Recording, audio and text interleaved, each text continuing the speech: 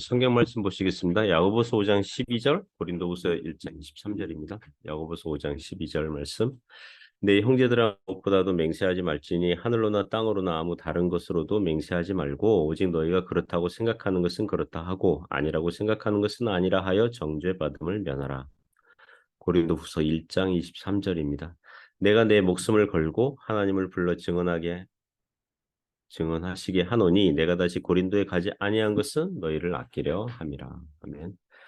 네, 오늘 맹세와 서원에 관하여, 맹세와 서원에 관하여 그 중에서 맹세의 의미, 맹세의 뜻, 맹세의 의미 제목으로 하나님 말씀 증거하겠습니다. 웨스트민스터 신앙고백서 오늘 22장 첫 번째 항목입니다.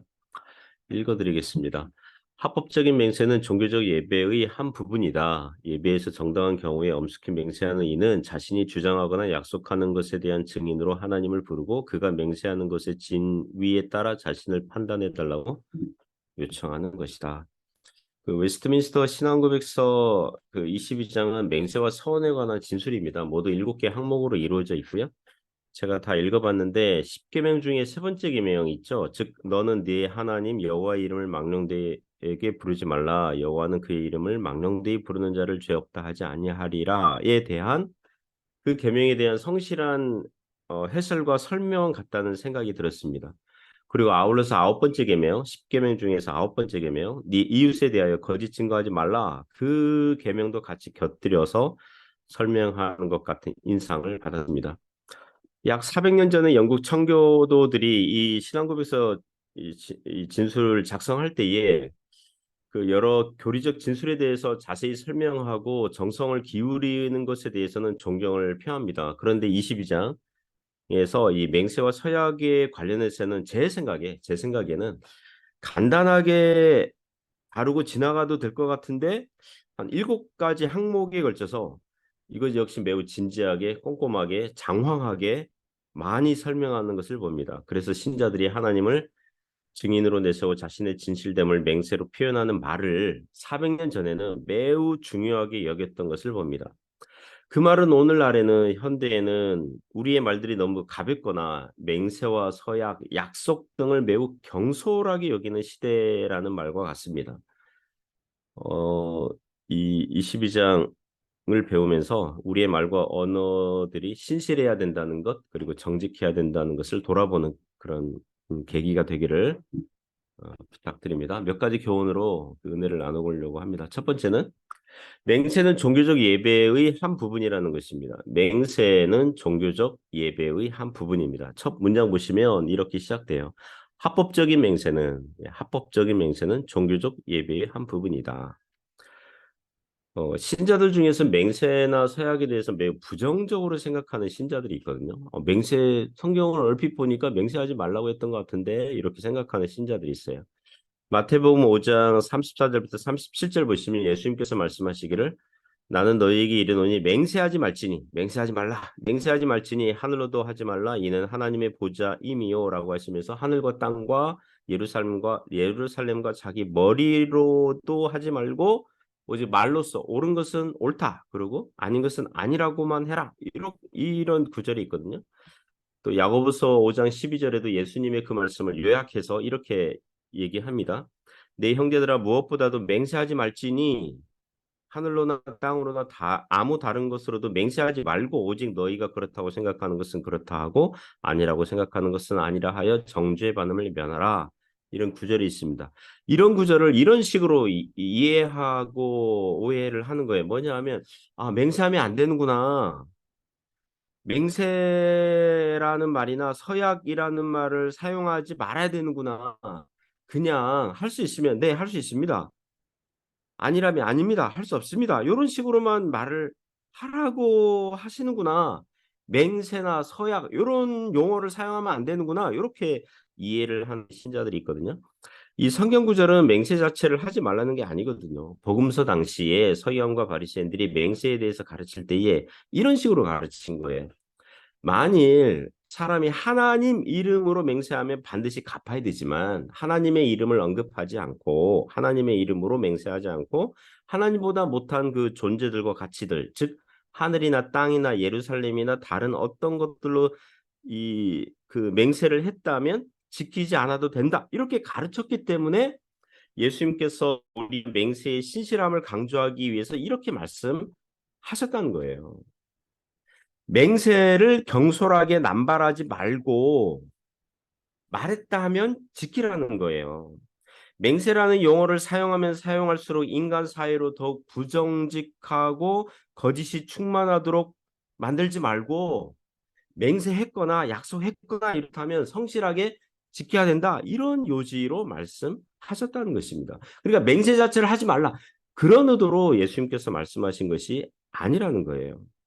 신자들은 사회에서도 맹세할 수 있죠. 혹시 법정에서 증인으로 요청을 받았다면 미국 같은 경우는 성경에 손을 얹고 맹세시키거든요. 미국 대통령 취임식에도 미국이 그 다종교 그런 사회이기 때문에 어느 특정한 종교를 강조하지 않거든요. 그러나 대통령 취임식 할 때는 성경에 손을 얹고 그 잘 하겠다고 그렇게 맹세를 하거든요. 우리나라는 뭐 성경에 손을 얹는 행위는 하지 않더라도 맹세를 시키거든요. 법정에서 증인으로 요청받았을 때 당신은 진실만을 말할 것을 맹세하십니까? 뭐 이렇게. 만일 거짓말하면 위증죄로 처벌받습니다. 뭐 이렇게. 그리고 신자들은 결혼식 할 때도 하나님과 여러 하객들 앞에서 신랑 신부가 기쁠 때나 슬플 때나 부부간의 신의를 지킬 것을 맹세하고 서약하는 행위를 해요. 이것은 하나의 요식 행위가 아니에요. 형식적인 순서가 아니라고요. 증인 되신 하나님을 부르고 자신의 진실됨을 판단해 주시길 바라는 엄숙한 마음으로 하는 거거든요. 자, 오늘 진술에서 맹세를 예배의 한 부분이라고 했는데 예배 시간에 맹세하는 시간이 있습니까? 예를 들면 세례 받을 때, 그죠? 세례할 때 세례 서약을 시키거든요. 하나님과 교인들 앞에서 신앙 고백하게 해요. 당신은 예수님의 십자가 속죄하심을 믿습니까? 당신은 예수님을 구세주로 믿습니까? 하나님의 자녀가 되어서 교회를 위해서 교회의 화목을 위해서 봉사할 것을 서약합니까? 이렇게 맹세시키고 서약을 시켜요. 그러면 교회는 그 당사자의 맹세와 서약을 받아들이고 세례를 주는 거예요. 그러므로 맹세는 종교적 예배의 한 부분이기도 하다는 것입니다.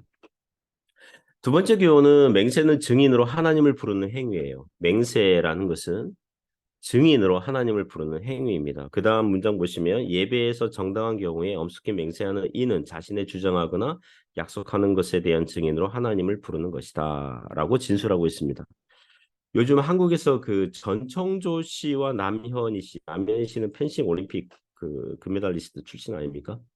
그 두 사람과 얽힌 사기 사건이 떠들썩해요. 이 전청조 씨는 여성인데 어떤 남성에게는 결혼을 전제로 접근해서 사기 행각을 벌였고 어떤 여성에게는 자기가 트랜스젠더라고 속이고 결혼을 전제로 사기 행각을 벌였고 그리고 이미 사기 전과가 있는 그런 사람입니다.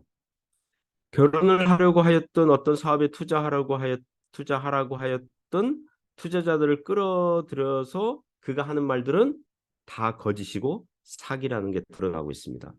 사기꾼들이 거짓말하면서 만일 그들이 하나님의 이름을 언급하면서 자신의 진실을 믿어달라고 하거나 아니면 하나님의 이름을 거론하지 않더라도 자기 부모, 형제를 팔거나 자기가 뭐 재벌 3세라고 하는 등 재벌의 이름을 팔았다면 그것 역시 하나님 앞에 큰 죄가 되는 것입니다. 누가 이웃에게 거짓말했다면 당장 10계명 중에서 9번째 계명 네 이웃에게 거짓 증거하지 말라. 이걸 어긴 것이고요. 그리고 연쇄적으로 세 번째 계명 여호와의 이름을 망령되이 일컬은 죄도 되는 것입니다. 그것도 어긴 셈이 되는 거예요. 왜냐하면 이웃에게 거짓 증거하지 말라고 하신 계명을 주신 하나님에게 범죄한 것이기도 하거든요. 고린도후서 1장 23절 보시면 사도 바울이 그 하나님을 증인으로 부르는 장면이 있습니다. 내가 내 목숨을 걸고 바울이 목숨 걸었어요. 예, 목숨 걸었어요. 하나님을 불러 증언하시게 하노니 하나님을 증인으로 내걸어요. 바울은 두 가지 걸어요. 자기 목숨 하나 걸었고 그리고 하나님을 걸었어요. 하나님을 불러 증언하게 하시게 하노니 내가 다시 고린도에 가지 아니한 것은 너희를 아끼려 함이라. 이건 배경이 있습니다. 왜 그러냐면 원래 그 고린도후서 1장 보시면 이 전후 문맥 보시면 바울은 고린도에 가려고 했어요. 그러니까 고린도에 먼저 갔다가 마게도냐, 이게 마게도냐에는 빌립보 교회, 데살로니가 교회 뭐 있잖아요. 이게 마게도냐로 갔다가 다시 고린도로 가려고 하는 계획을 고린도 교회에게 알렸던 것 같아요. 그러니까 고린도를 2번 방문하려는 계획을 알렸던 것 같아요.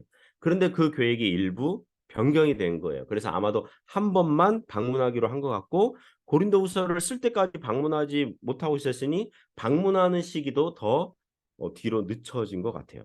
그러자 그 고린도 교회 교인들 일부가 사도 바울을 오해해서 애당초 바울은 고린도에 2번씩이나 오려고 하지 않았고 실은 올 생각도 없었으면서 고린도 교회를 기만하려고 한 것이다. 이렇게 중상모략하고 거짓 소문 퍼뜨렸고 고린도 교회 교인들 어느 정도가 그런 거짓말에 그런 선동질에 그 동조를 한 것 같습니다. 그래서 사도 바울은 자신의 진실됨을 보여주기 위해서 2가지 걸었어요. 자기 목숨 걸었어요.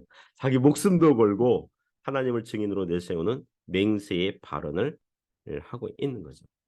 바울이 오죽 답답하면 이렇게 하겠습니까? 자신의 진실된 마음을 꺼내 보여줄 수도 없으니. 그래서 신자들은요, 자신의 무슨 일을 계획하거나 이 변경할 때에 하나님의 영광을 위해서 그리고 교회의 유익을 위해서 너희를 아끼려 함이라. 교회의 유익을 위해서 그리고 자신의 선한 양심을 따라서 더 좋은 방향으로 수정할 수 있는 거죠. 여기서 우리가 맹세에 대해서 알 수 있는 것은 맹세는 하나님을 증인으로 하는 행위다. 그리고 세 번째 교훈으로 연결이 되는데요. 맹세는 하나님을 재판관으로 부르는 행위예요. 맹세에 대해서 증인으로 그리고 그 맹세의 진위에 따라서 판단해 달라고. 마지막 문장이 이렇죠. 그가 맹세하는 것의 진위에 따라 자신을 판단해 달라고 하는 것이다. 하나님을 집행관으로 이제 그 어, 부르는 거죠. 가끔 제가 이웃 도시들 뭐 그 교회들 임직식에 참석할 때가 있거든요. 임직식 초대받아 가지고 장로 권사 안수 집사 임직식 세우는 예배에 참석할 때가 있습니다. 뭐 축사도 하고 뭐 건면도 하고 뭐 그런 시간들이 있었어요. 그러면 거기에 그 서약하는 시간이 있어요. 그러니까 임직자들에게 그 서약을 시키죠. 예?